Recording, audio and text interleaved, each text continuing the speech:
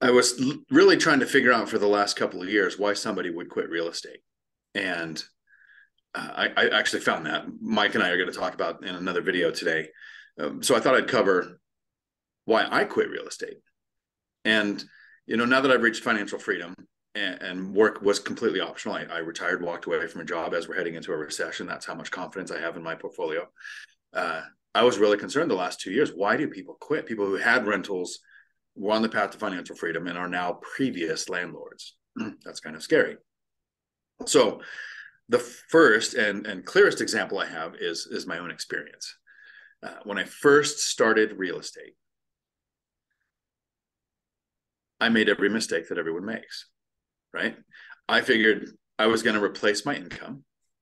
And I had some examples. My brother reached financial freedom. He has 10 paid off rentals, retired at 50. He's been retired for about 8 years now. So he's doing everything everybody hopes that they get to do in retirement at a young enough age where they can enjoy it.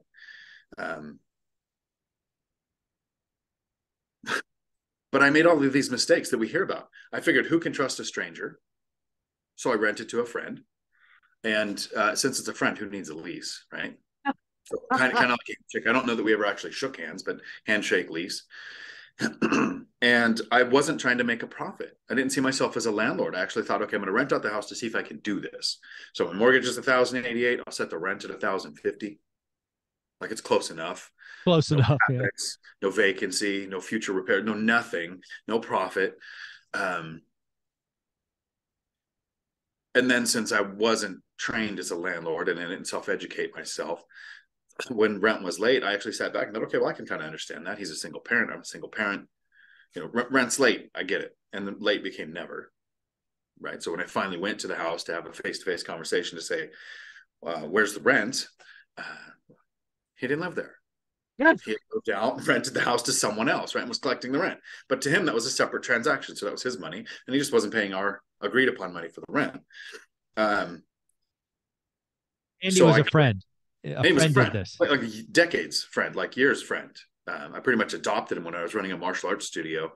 He was a teenager that would come and shower before and after because his parents had moved and left him in the house. Like, I knew this guy for a long time. And no, it doesn't work. And it was all me. I set it up to happen that way. Luckily, this was around 2009, 10. I was underwater on the house. At the time, I owed 138,000. It was worth about 100 because prices had dropped after the crash.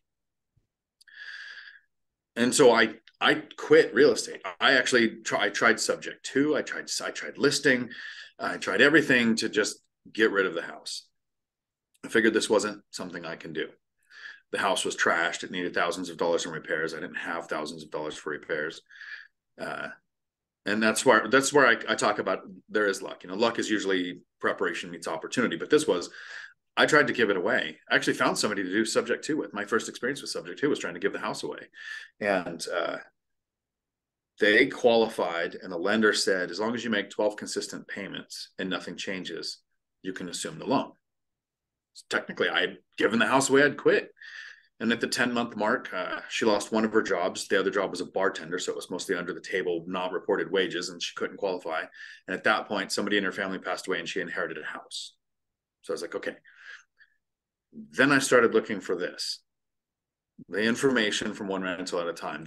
At the time, it was blogs, on Bigger Pockets. It wasn't so much, YouTube University wasn't a thing. Found Rich Dad Poor Dad. Realized I was the problem. That's not the main reason why I found most landlords quit. We're going to cover that in the other video. That was mine. So I was actually curious. Have you ever come close to quitting in real estate? Yeah. Well, again, I think I wrote this in my first book, right? So I come to real estate after suffering a gargantuan loss on the stock market. I'd lost $160,000, which was 80% of my net worth. I felt like a failure. We spend a year doing this or that in the Bay Area, doesn't go anywhere. We find Fresno, we get a house. We do, the tenant moves in, we're ecstatic. They never pay rent. They get divorced. They destroy the property. I'm in California, so it takes 3 months to get out. I remember the day walking back into that house and seeing it destroyed. I was ready to quit that day. And it was only Olivia's wisdom, or whatever you want to call that, that said, let's try one more time. because we did everything right. We did everything right. We had a lease. We had a property manager. We had reference checks. We had income. There was just no freaking box that said, "Are you going to get divorced?" I've never seen that on a lease. That bit us on the ass because that happened. The husband didn't like it. He became an alcoholic. He never went back to work. He never paid rent. He destroyed my house. I was ready to quit the 18 inches into the property. It was Olivia that said, "We're going to try one more time." So yeah, I was right there. So I think that's actually something that most people will experience. Oh, at some point. I've had it happen to me twice in 20 years. Unfortunately, it was the very first. One of them was the very first one. But yeah, I have two crazy stories. It sucks. It's the first house. So this quote, it's probably from somebody, but I don't know where. So I'm going to say unknown, but somebody might get credit. If nothing severe occurs to you, whatever occurs to you will seem severe. So that first year is going to be stressful no matter what the story is the next year when you look back and tell it. So I have a friend, Chesla. She purchased a duplex last year. And it was such a great deal. I actually sat back and I said, look, this is how good this deal is. She brought it to me to show me, say, look at it. So I didn't have nothing to do with finance for her. And great return, great area, great thing. I said, look, you buy it. And if it ever fell apart, track every penny you've put into it because I'll buy it from you. Right. So her confidence level's there. And then there's an eviction. And then she finds a tenant and there's an eviction because they move out of state. Basically, it's like these things happen that make it seem like a rough deal, right? And she said, if I didn't have examples like you and Lumberjack and Zuber, that financial freedom can have this big of an impact in your life, I could totally see somebody quitting. So taking in content like this, the people who are watching right now, they have that first rental, that first year, they're sitting back going, man, why would they move a dog in when the lease says no dog? Or why does their mother move in with them? Or why did they cut a hole in the front door for their dog? Like something like that can happen. And you go, yeah, these are things you're going to deal with. It's going to seem severe no matter what it is. It can be small. It'll seem severe to you. When you hear someone else's story, that doesn't mean yours wasn't a big thing. But what happens after a couple of years of owning the rentals, exactly, getting your systems in place? I'm so happy I couldn't give away my house when I quit. Yeah, rule number 5 of ORAT rules is on here for a reason. And it's happened to me, it's happened to you, and it will happen again. Bad things will happen. Sorry, learn and move on. Nice. Just learn and move on. Right? For me, the deal with this is I don't want to repeat mistakes. For example, you don't have a lease with your first tenant. I suggest getting a lease, right? So there's these things that we learn and we just implement processes and procedures and we move on. So it's right there. It's in my 7 rules. Bad things will happen. And to your point, there are bad things that happen to me that I don't even acknowledge because they don't meet the severe threshold. But for somebody who hasn't had something, like the first time you have a water heater break, yeah, like water heater break and like water goes everywhere. It's like, damn, how much water does this thing hold?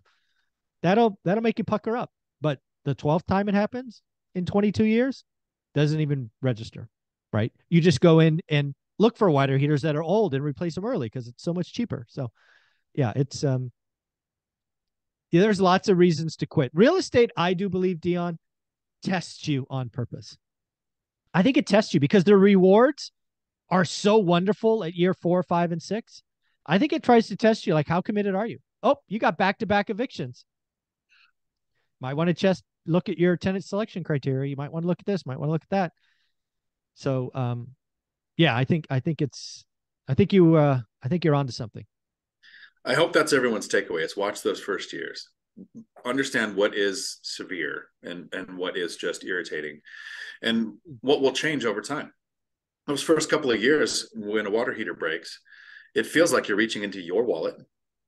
You're paying for the repairs. You're figuring out how much flooring damage there is, how much drywall damage there is, and you are paying for something that broke. And that's if, maybe the tenant put something against it that broke it and you can't prove it. So you actually feel even more bad than that. And then later, as you've built up reserves, right? Your tenants are paying you a portion of gross rents that goes into an account, and you sit back and you think, yeah, I don't want a hot water heater hot water heater. I don't want a water heater to break, but if it does, then I have a new water heater that the tenants paid for, and so the next 8 to 12 years with that water heater is covered.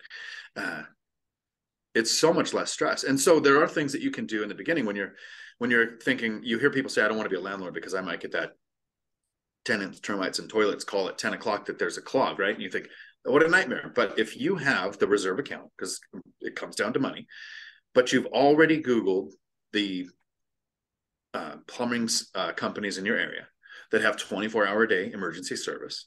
You figure out what their rates are. Do they cover your area? You don't have to think of all those things, even do a Google search at 10 o'clock at night. You literally just go to the saved contact in your phone when you get the text or email, because if you're self-managing, your property manager handles this. If you don't, maybe they have to reach out and say it's a big thing.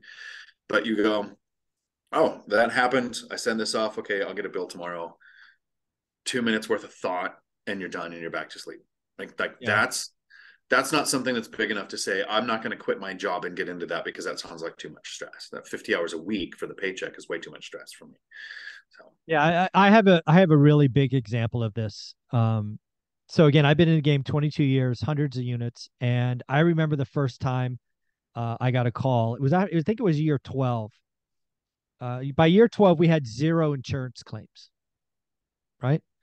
But in year 12, we got a call.